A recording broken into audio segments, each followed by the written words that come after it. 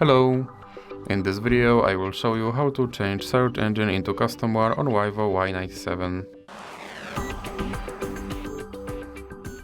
So you have to start by opening your internet browser. And now you have to go to your custom search engine website, and for this video I will use yep.com. And now you have to search something using your custom search engine.